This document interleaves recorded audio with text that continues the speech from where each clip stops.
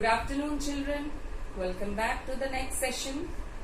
In this session, we are going to start the new chapter of civics, fundamental rights, duties and directive principles of state policy, where we will be going through three subtopics. The first subtopic is meaning of fundamental rights. Before going into this subtopic, I just want to recall the condition of the people during the British rule and why we included all these things in our constitution after independence. Briefly, I am going to discuss it. Before independence, our Indians were not getting any privileges, no rights.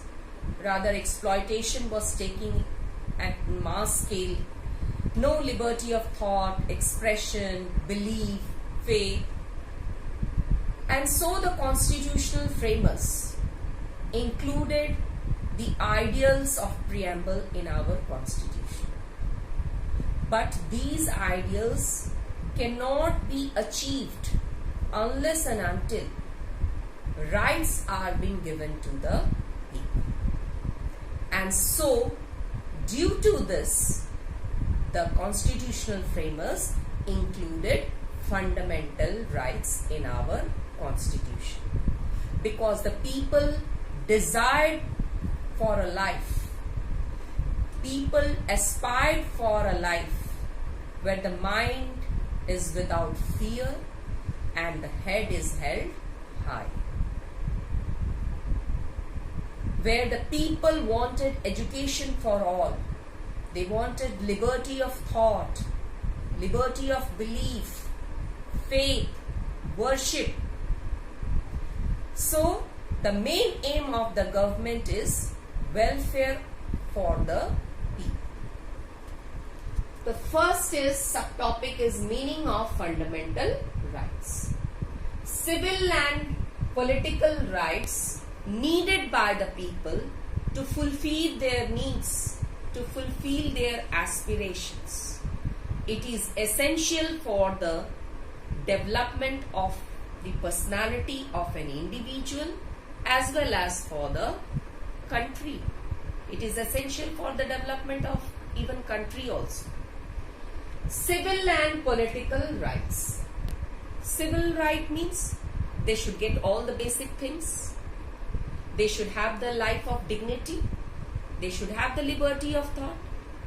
Political rights, they should have the power to choose their representatives who will indirectly form the government and work for the behalf of the people. They should have the right to vote. They can even contest elections. So these are the civil and political rights which are needed for the people who are living in a democratic country like India. Because without rights, democracy is meaningless. Now the next topic is, why do we need fundamental rights? As I told you that democracy will be meaningless without rights. So rights are very essential part for a democracy. Second need is, rights are the guarantees when the things go wrong.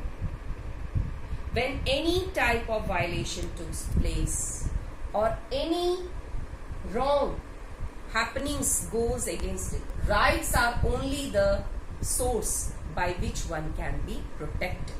So that's why rights are the guarantees when the things go wrong. The third need is, it protects the liberties and the freedom of the citizens.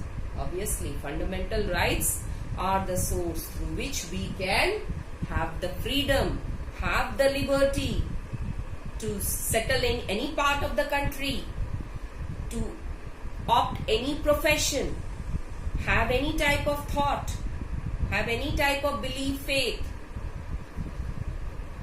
It also acts as a means to redress the violation of fundamental rights. Fundamental right, it is also act as a means. means it also acts as a source. If there is a violation of fundamental right, we can move to the court for justice and we can redress the violation. Means we can stop the violation of fundamental rights. So this is the source by which we can stop all type of violation. So these are the needs why we need fundamental rights, or in other words we can say that why fundamental rights are important. Now we will discuss about the different types of fundamental rights. Previously there were 7 fundamental rights, but right to property has been removed from our Indian Constitution.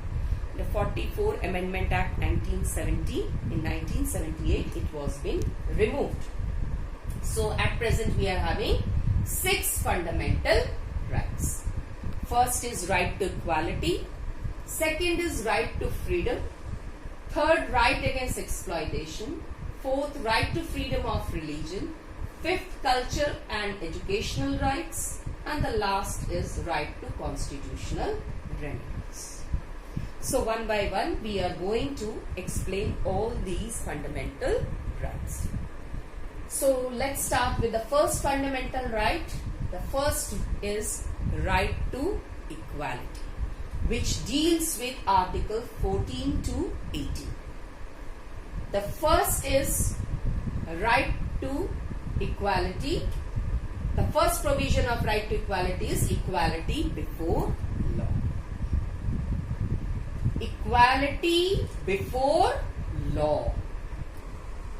It means that state shall not deny to any person equality before law. Means everyone is equal in the eyes of law. No one will be discriminated.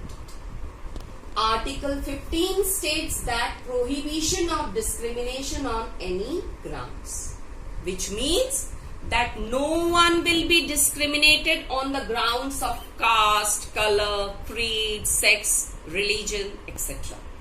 That means if any type of discrimination takes place, it should be strictly prohibited, it should be strictly stopped.